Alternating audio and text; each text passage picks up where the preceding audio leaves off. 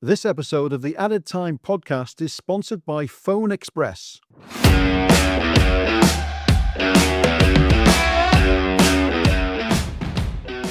Back to the Added Time podcast with me, Alan Myers, and my co-presenter, Tony Grant. We've got a great interview for you this week with the former Champions League winner and Blackburn striker, Benni McCarthy. We'll hear all kinds of things from Benni. He talks about a wide range of issues, and Tony and I will then discuss what he talks about. But well, first of all, Tony, and welcome to the programme. We'll talk about this weekend's just gone football. Again, Manchester United making the headlines in the Premier League. Liverpool's unbeaten run gone. Let's start with Manchester United, and it just seems, they seem to have one step forward and then two steps back, don't they? Yeah, I mean, they brought Amorim over from Portugal, and I was looking at it, and he's had a lot of pressure on him from day one. Really, results just haven't gone for him. He's come into the new season. He's stuck to his guns on his formation. He's always had that bit of pressure from outside on him. So then I started looking at his background, and he's a young manager come over. For me, he never had enough credit in the bank to become the Man United manager. I think some clubs, smaller clubs, you don't need that much credit. I remember Mourinho came over to the English League, to Chelsea, but he just won the European Cup. So we sort of had that credit, not just Portuguese managers, I mean foreign managers in general. The big clubs, you've heard many players have struggled at big clubs back in the day. The club's just too big for them. So I'm not sure he had the credit in the bank to withhold lots of poor results. And that's what they've had. Because even the same guy, if he'd have come over and started winning, we wouldn't be talking about this now. But the results have been so bad, it's easy to punch holes into everything he does now. He's been a little bit stubborn in his way, but if he'd have won games, it'd be all right. Because he keeps losing, everyone's after him. Now, if he had a bit of credit in the bank, he'd probably get a bit longer. You look at Manchester United and people say it's the players. And they've said that for quite some time because there's been a number of managers. And Benni McCarthy will actually touch on that in a moment. But there's the ownership issues with the Glazers and then Jim Ratcliffe coming in. Are there almost too many problems at Manchester United to deal with at once? And in the end, it doesn't matter what anyone says. You've been at football clubs where there's been problems. Is it a point where that does affect, no matter what else is going on around, that does affect what's happening on the team? I think it does, Al. I think for big clubs, I go back to having credit in the bank. If you haven't got it, you have to have a big personality, a real big personality. But he came from Sporting though with a good. I mean, is that not? It's not the level that you. I mean, when you're moving up to Manchester, is that what you're saying? What I'm saying is he's a young manager, and I'm sure he's a good manager. He's going through a bad time. It's not. I'm not being disrespectful, but other clubs are smaller than Man U. Man U's a monster of a club. Sporting Lisbon are a big club in a way in Portugal, but they're not Benfica and they're not Porto. They're just behind that, and he's done a great job. He brought Gyökeres over, but Gyökeres was playing for Coventry City. Yeah, it's a different, and he's done great with them. So he's obviously got ability as a manager, but then you throw him into the Lions Den, at a humongous club. I'm not sure his age, if he hasn't got the personality to go with it, because now he's going into a dressing room full of World Cup players, full of pressure. Every game's pressure. 65,000 who've been watching football for the last couple of years with not much fun. Now this guy comes in and he wants to stamp his authority on it, which was easier to do in the Portuguese league with Sporting Lisbon. It's much easier. And he's got a formation. And now the press are after him, ex-players are after him because he won't move. So all spotlights on him. And when I go back to saying credit in the bank, if he was a bigger name or a bigger personality, he'd have less pressure at him. It would come, but not so soon. and probably be able to deal with it better. And possibly deal with it better, yeah. So Now there's a big issue around lots of press saying, lots of ex-players saying he won't budge on his formation.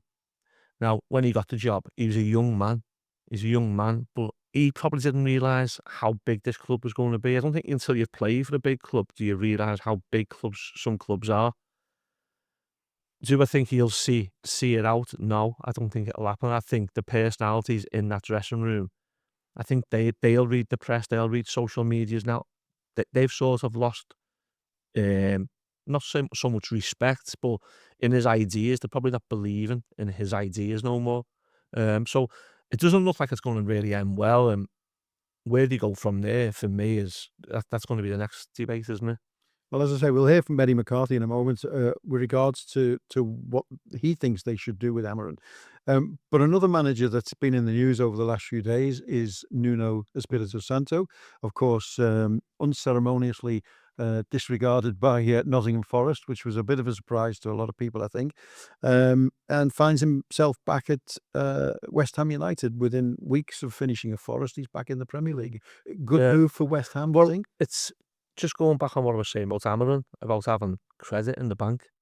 Nuno's got credit in the Premier League, and he hasn't gone to a Man U. He's gone to a West Ham, who at the moment are sitting in the bottom three, and they're a much smaller club than Man U. So he's got loads of credit in the bank. So when he walks into that dressing room, I'm sure them players are going to stand to attention in a way and do what he says. You know, they might run through a brick wall for Nuno, because he has got that credit. He's done it. He's done it. He built a great team at Forest, had a great season last year. He got Wolves promoted from the Championship and created a good team at Wolves. And now he's going to move on to West Ham. I think he's probably a good signing for West Ham. I think it's probably what they needed. Where it'll take them, I don't know. But I think right now, I think it was probably a good decision. Are you surprised that they got rid of Potter, or maybe not surprised that they got rid of him, but are you surprised it didn't go as well as it probably might have done for him? I think West Ham's a tough one to get right. I really do. I don't think they have the pick of the best players in Europe. I don't think they get that. I think they got to be careful in how they want to play. Um, I think the connection with the fan base, I don't mean the fans are disloyal to the club at all. I mean, the atmosphere it creates at that stadium is a bit different. Um, I think it needs almost. I think Moyes and Nunes are like similar types of manager. I think when I look at Nuno, I see some comparisons to Man Moyes. management, Yeah, that's a more so than to a Potter. Um, I didn't think Potter was going to fail the way he's failed. But I think Nuno was probably a better fit for West Ham than what Potter is. okay. Well, I mean, we'll see how he gets on. Yeah. But let's talk about Liverpool and Crystal Palace, because that was it was a great game. It was also, Crystal Palace are doing so well under Glasner, aren't they? And one of the unbeaten records was going to go, the weekend. It was Liverpool who got beaten the last minute. I mean, have they pushed their luck a little bit too much over the games? We've talked about the late finishes that they've had, the late winners. Yeah, I think for me, Palace are such a success story in the last few years anyway. The players they've brought in and sold on, who've gone. Um, and then they're unbeaten this year. They're doing ever so well. I think it's 15 games. Is it 15 as well? Yeah. And then Liverpool turn up. And we've spoke about Liverpool in the last couple of weeks where they haven't been great. They've been really good in spells of the game, and they've got some late goals. And the Premier League's such a tough league anyway that, going to Palace, even when Palace have been mid-table, going to Palace is a tough game, but now they've lost Eze, haven't they? And you think they're a little bit weaker, but they're proving everyone wrong, Palace, this year.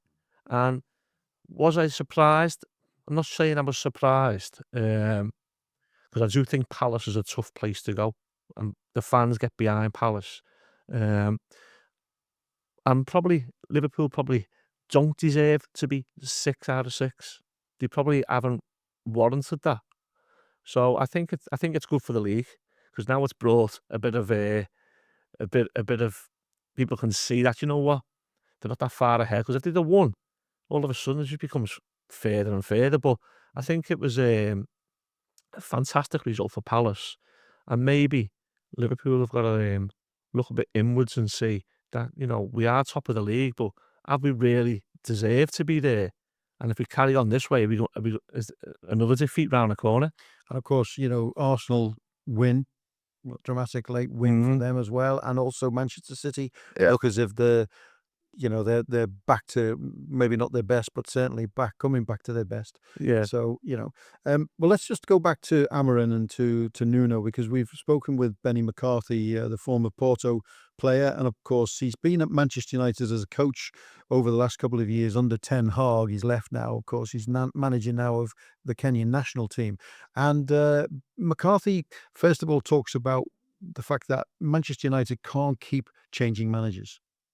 He's young, and he's probably the best out of this new generation of managers coming out after what he's achieved at Sporting Lisbon. So I think if they give him the time, if they give him what he wants, he can bring in the players he wants to bring in. And then it will definitely, the players that he wants to bring in will suit the system that he wants to play. That he stick by his guns, that he wants to play a certain system. So the club has to help him in that sense as well, to give him the team, the players that he needs to then execute his system. But success doesn't just happen over time. Rome wasn't built in a day. It takes time. And Amorim had a full season behind him, and now this season, hopefully that he can adapt to what the Premier League standards requires, and he can definitely bring some success to that club. Nuno's a great fit for any club. He's a humble human being. He's got an unbelievable personality, great character, a lot of respect for people, for everyone, and then he's just brilliant at his job. He knows how to get the best out of players. His man management skill is second to none. I know him personally from being a teammate, and obviously like interacting with him after our playing days. And I spoke also recently to one of his ex-players as well, Anthony Elanga, that I'm very friendly with, and Anthony only has kind and praises talk about Nuno, and yeah, we kind of share the same stories about Nuno. So I know for a fact that he's a manager. He would strive wherever he goes. He'll get the best of a lot of players because of the skill set that they have, managing players, and then obviously his tactical abilities and how to make teams play attractive football and winning football. So I think that would attract a lot of clubs. Well, Tony, I mean, we've just heard there from McCarthy, Benni McCarthy, and he's talking about Amorim and that Manchester United have got to stop changing managers. And we've seen it, at our club, Everton, when there's so many managers, they bring their own players, and then you have a mismatch of a squad. And also he's talked about Nuno Espirito Santo and how good a character he is, which is what we were talking about before. Do you disagree with him with regards to Amorim? Yeah, I think sometimes you can appoint the wrong one. It doesn't mean Amorim's a bad manager, and I'm sure he will go on and be a good manager in other places. But also spending more and more time on the ideology that he's the right one, you're just wasting time. Unless you're prepared as a club to sit down and maybe get rid of a number of players that he actually doesn't want. And he's playing with wing backs, and he's come out and told everyone he's not going to change. Now, do Man U want to be a club who have wing backs? I don't know. I mean, there's some clubs who change managers and it doesn't affect the team. You've seen that with Brighton in the last couple of years, and you've seen that with Brentford at the moment. They're doing okay. Now all of a sudden, this manager's coming and wants to play three at the back. Now, we got brought up with Man U having wingers, so do Man U as a club want to go down that road where the manager changes the formation, or have they actually got their way of playing themselves? Because if this manager fails and the next guy comes in and wants to play 4 at the back, you know, well, you just spent all this money. So I'd like to know, what do Man U actually want to do? You know what I mean? Do I think That's down to Wilcox and people like Berardi, isn't it? As to which way they want to play. well, And- it should be. It but should be. surely they bring in a manager to fit that. You'd have thought so. You know, Man U really shouldn't need, you go back, they shouldn't need that much. You know, we don't need to mess around with it too much. You know, they went from being the best team for a full generation, the greatest team in this land for a full generation. Now all of a sudden, different managers are messing around with it. It's like they've just lost what Sir Alex has built for all them years, and then there's a Dutch guy coming in messing around with it, and there's another guy coming in messing around with it, another guy coming. And I've sort of lost what Man U were, to a point where they've got some great players, but I never see it. I never watched them and come away thinking that was fantastic. That's a fantastic team. I don't see it. Okay, and listening to Benni McCarthy, someone who knows Nuno, and I didn't know this, but Nuno was actually on the bench as a goalkeeper in that game against for Porto Yeah, when they won the Champions League under Mourinho. amazing. And that takes us nicely on to the next clip we've got from Benni McCarthy, and that is regarding Jose Mourinho. Of course, that was where Jose Mourinho made his name before coming to Chelsea, and he's been talking about how great a manager Jose really is. Fondly. Great memories, and when you think back, when you watch football now, and you think back when we played, how different it was, how difficult it was as well. But yeah, I think just because we had so much success, it's you smile when you talk about those moments. You smile when you talk about, or when you see your ex teammates now.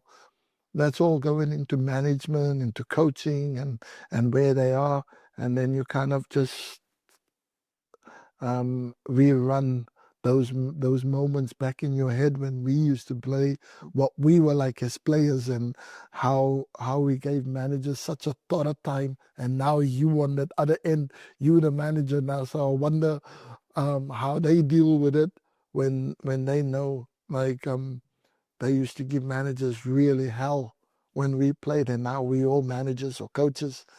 And if we accept players taunting us the way we used to taunt managers back in the days, but yeah, that's great, and it's also nice to see that Jose has gone back to the Portuguese league, not with our team, but at least he's managing Benfica, and I hope he can bring some success back to Portugal, whether it's with Benfica and not with my beloved Porto. But yeah, Portugal,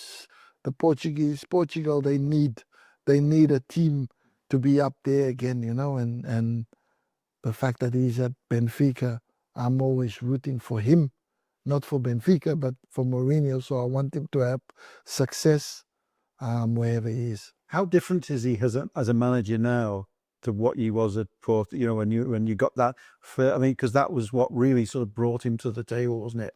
Yeah, I think he was a player's manager. He was unbelievable, man. I think he could get you to do anything, and as a player, I could run through a glass window for him, knowing that I might get slashed along the way, but I would do it if he asked me to, because that's just the type of manager he was. He had with his players, and he was ultrasound. Um, and I saw an interview or something that recently, him saying that he's becoming the old Jose again. This guy that people know now is going to be forgotten, and he's going back to his old ways.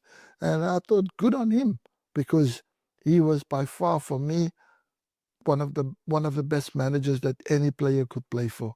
Yeah. Jose Mourinho. I mean, when you listen to Benni McCarthy there, I mean, he is something special, isn't he? He came as the special one, didn't he? Is he in the elite Yeah, I think managers? for me, looking from outside in. I know I've used a lot about credit, and he came over, and none of us really knew of Jose. I think most of us first seen him running down the line at Old Trafford, Yeah, that's it. Yeah. and I think a lot of us liked what we seen because you've seen that sort of like authenticity and passion just come out. You know, who wouldn't do that in the last kick of the game at Old Trafford? So we sort of got a glimpse of him. For me, I think he's been one of the greatest managers I've seen.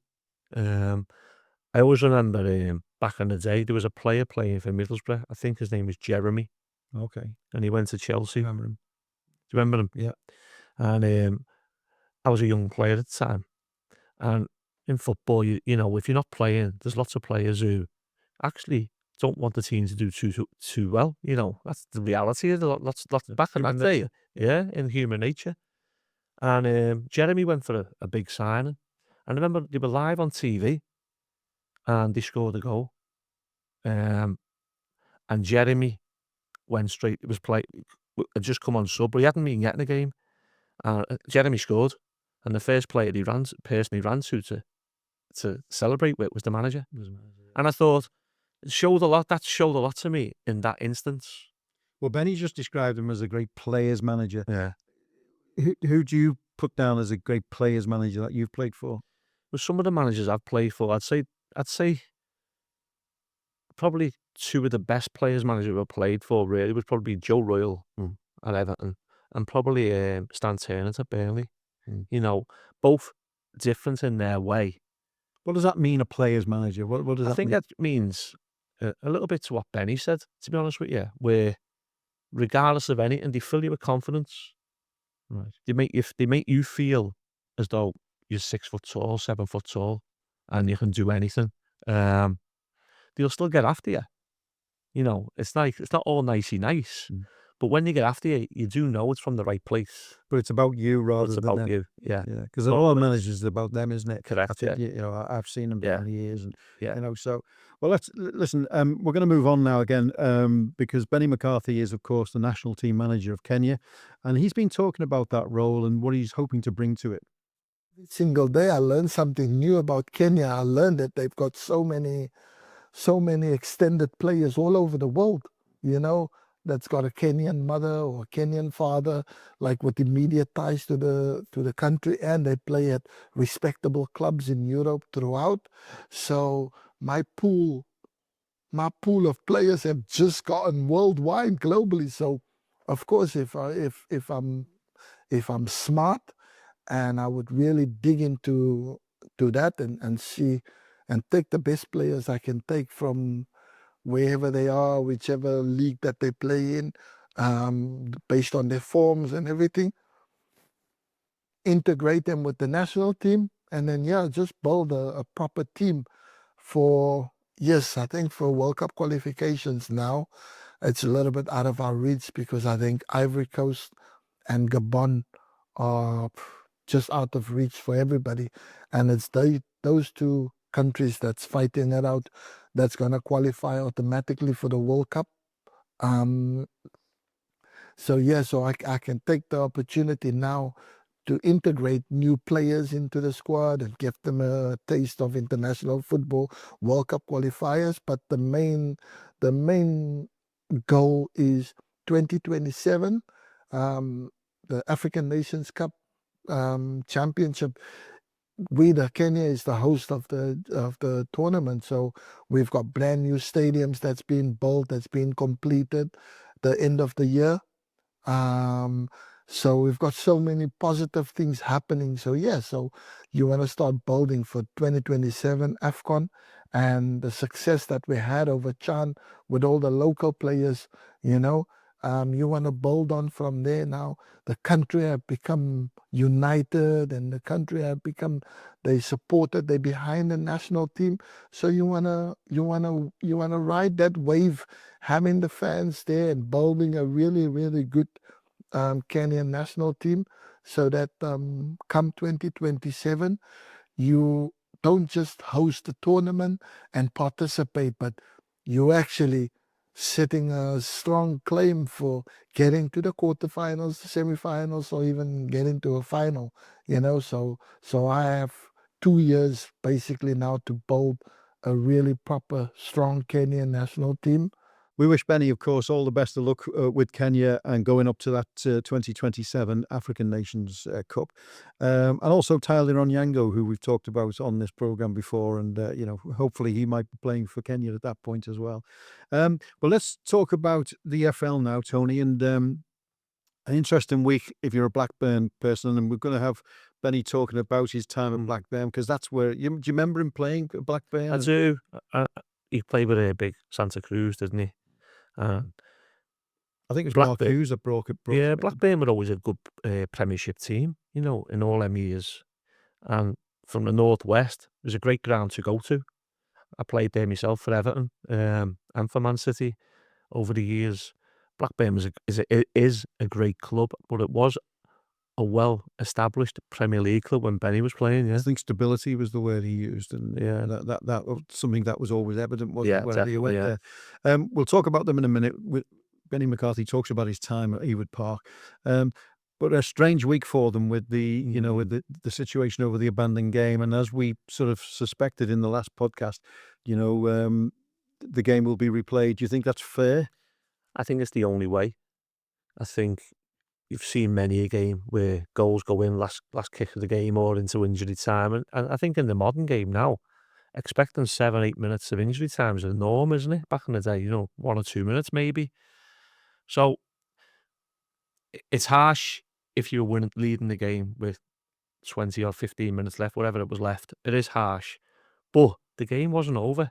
And as a coach, you play to the 95th minute these days. So the game has to be replayed. Simple as that. So forget about it. It's not nice, but you can't dwell on the past. It's gone now.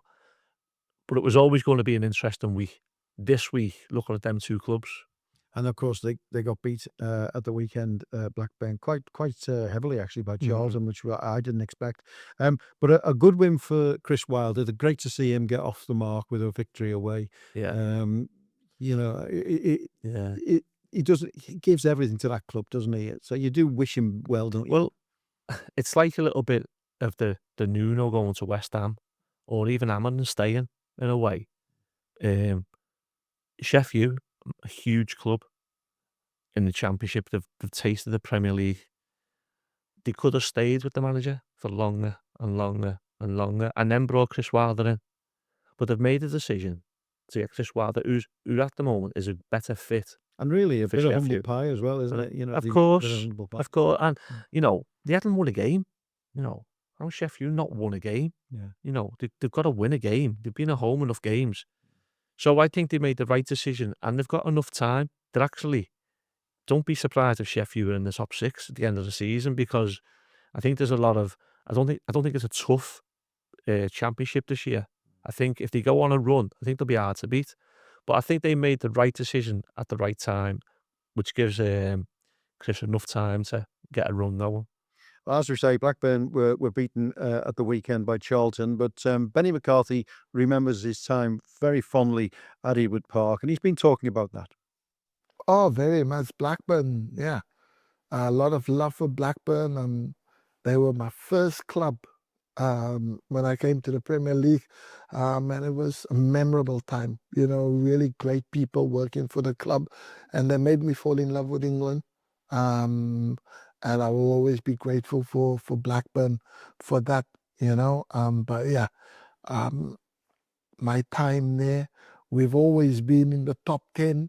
So I never remember Blackburn being out of the top 10 while I played there for. So it was a team that was very consistent. They were stable in the league.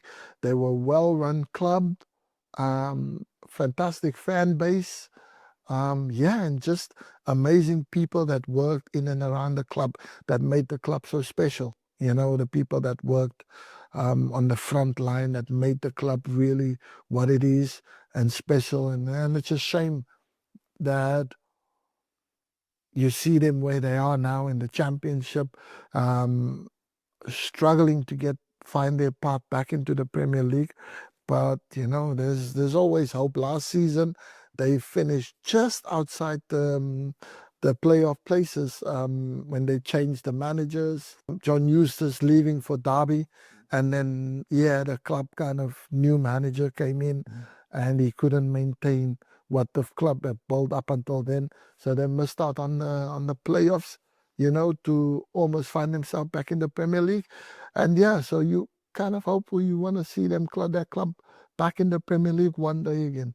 As you said there, I guess it must be difficult for you to see them, because they were such a stable club at that time, weren't they? And you're playing with the likes of Roque Santa Cruz up front, and you had Mark Hughes as the manager, and then Paul Ince, so a real stable club. Yeah, they were stable. They got top players coming to play for the club. I remember we even got the likes of Mitchell Salgado to come from Real Madrid and join, coming to play for Blackburn. Where would that have happened if Blackburn weren't so stable, if they were consistently in the top half of the Premier League?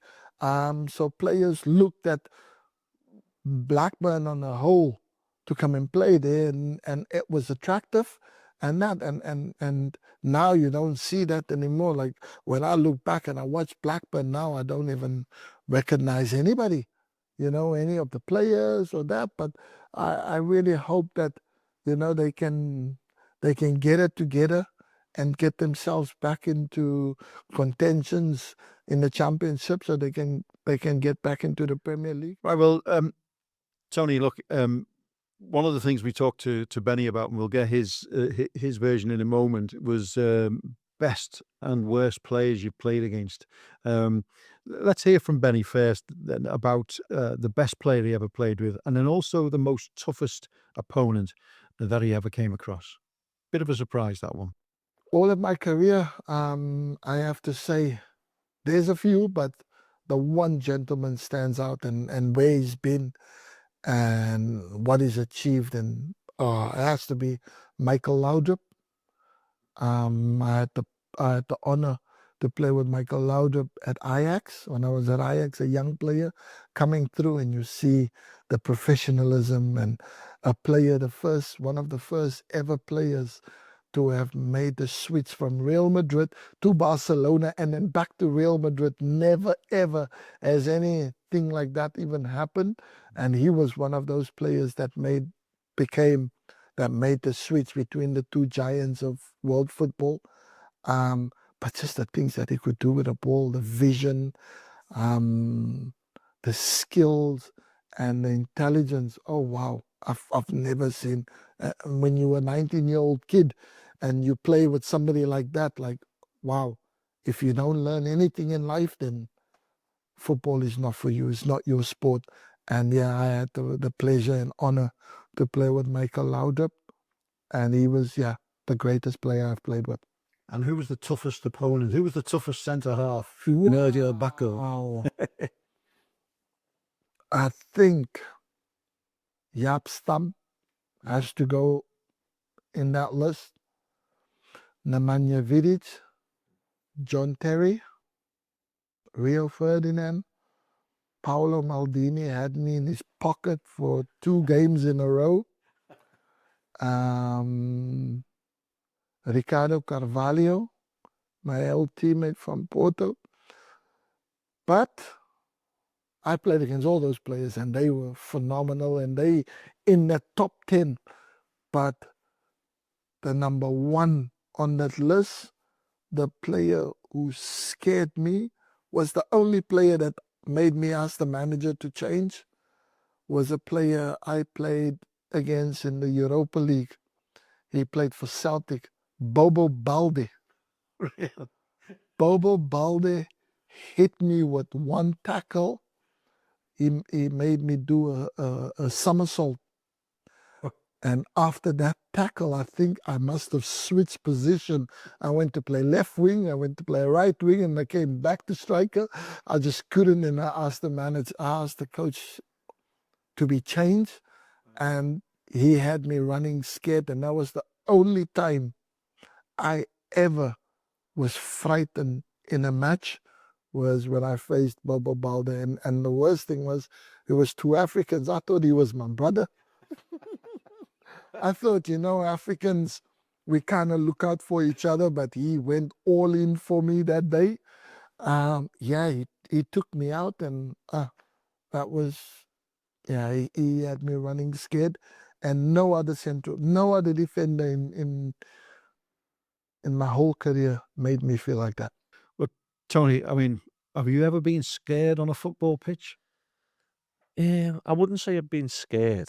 I have been hit once, and it stayed with me, which is why I'm probably going to tell you now. I remember playing for Everton versus Newcastle at Goodison Park, and do you remember Robert Lee? I do. Robert Lee, Yeah, Newcastle. yeah, and he hit me with a fair tackle.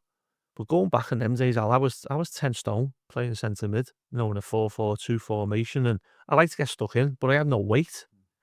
Rob Lee was more compact and I definitely had a couple of stone on me. But he hit me with a tackle one day, and whether my injuries later on, nothing to blame because it was a good strong tackle, but whether my injuries down the line was like this is a wake up call. I'm still feeling the injury now. Still feeling the tackle now. But I never feared no one. Um, you know, you sort of had to look after yourself. I mean, I broke my ankle in a game at Goodison Park, and with when I say broke my ankle, I got hit in an injury with a tackle, which is a late tackle, but it was with a guy who ends up playing football, centre midweek, a guy called Kevin Ball All right. from Yeah, I Sunderland. remember Kevin Ball. And Yeah. Kevin, I played with Kevin at Burnley, and Kevin was a hard man. He was the old school hard man, but you know, I never feared him. There was no fear of going on the pitch against him. You just have to look after yourself. You have to be aware of something could happen. And if you weren't, you normally got hurt. I mean, it's quite interesting to hear Benny McCarthy talking about telling the coach to change him. I mean, that's Yeah. quite dramatic, isn't it? Yeah, You know, that is true. and it's quite honest of him as well. Yeah, I do remember Bowley playing again. I'm sure it was Rangers, and he does look a fearsome guy. If you got on the wrong side, I wouldn't like to get on the wrong side of him. Who were they? The worst centre halves? Were they the ones who did all the or fullbacks?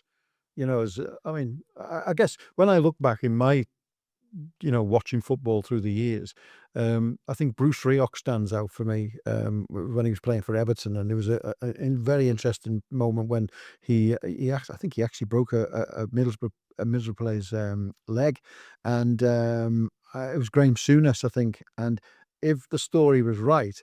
There was a replay up at Ayresome Park, and Graham Souness had threatened to sort of take revenge and I think Bruce Rioch left in between those two games. He actually left Everton, Wow. Now whether that was all connected, I don't know. But yeah, I mean, there have been some tough players down there. But is it usually defenders? I think the era before, Mm. we got brought up with all that with the Leeds team and all that. But in my era, you had the crazy gang. We had Terry on last week, Yeah. didn't we?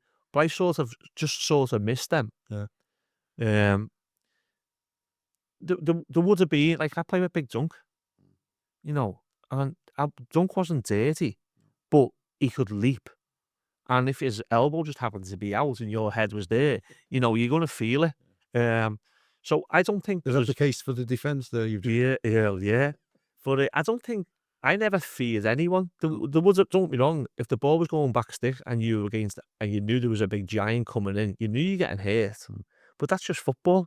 I remember when I was at Everton as press officer, I was stood at the top. I used to stand at the top of the tunnel, and there's a great picture actually of Duncan's shirt ripped right down here.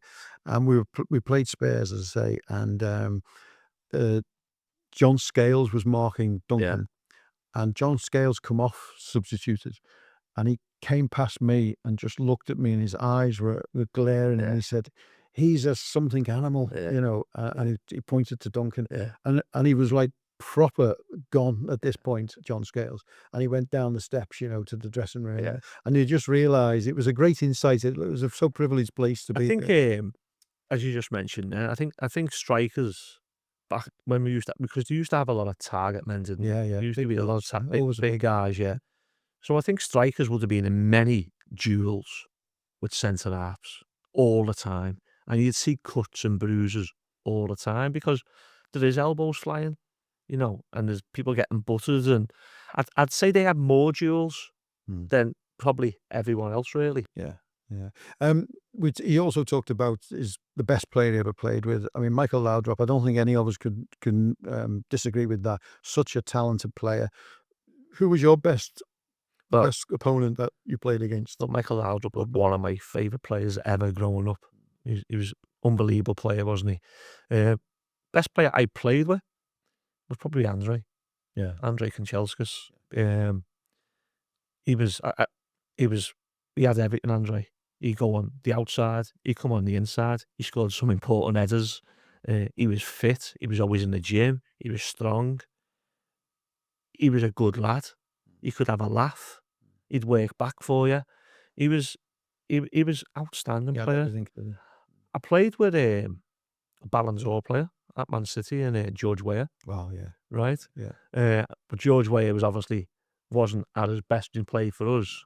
But if you look on that background, George Weah, I played with Gaza at Burnley. You know, Gaza was one of me growing up in England was the greatest player I've seen as an English player. Go on with maybe Peter Beasley. And Peter, well, I was a young lad at Everton with Peter, but I never played with Peter in an 11-a-side game. Well, can I tell you something? Go on. I beat you there because I played with us in a charity match. We used to do a thing at Everton where ahead of the derby game, we'd play like a media game, and whichever ground the derby was at, we'd play the media game at the other one. And this was a Goodison once, and Peter Beasley came to play in our team, you know, as a bit of a ringer. And we played up front with him. I was the main striker. Peter was just playing off me. And he put this ball, it was just fantastic, you know, right to my toes, And I sent it up into the family enclosure, you know, as you do. But the great thing was, and real pro, you know, he came over and said, could see what you were trying to do there. You know, I couldn't see what I was trying to do, but he said he couldn't. Well, he's one of the greatest names in British football, isn't he? I played with a great centre half. If you know, we could have went right through it. I played with a great centre half for one season in Richard Gough, who was just unbelievable. He was in his late 30s, unbelievable. I'd love to have seen him at his prime, but even when I played with him then, he was by far the best centre half I played with. But Andre, for me, we got him. He come from Man U. Went to Everton, went abroad, but what a player. What a player. Incredible. Well, if you've got your favourite player, your best player, or maybe a player that you think was one of the toughest players ever to play in the Premier League, or even before that, please let us know at the Added Time Podcast Twitter page, or leave it on a comment page on YouTube. Whichever way you want to get in touch with us, please do so. I hope you've enjoyed this episode of the Added Time Podcast. We'll see you next time.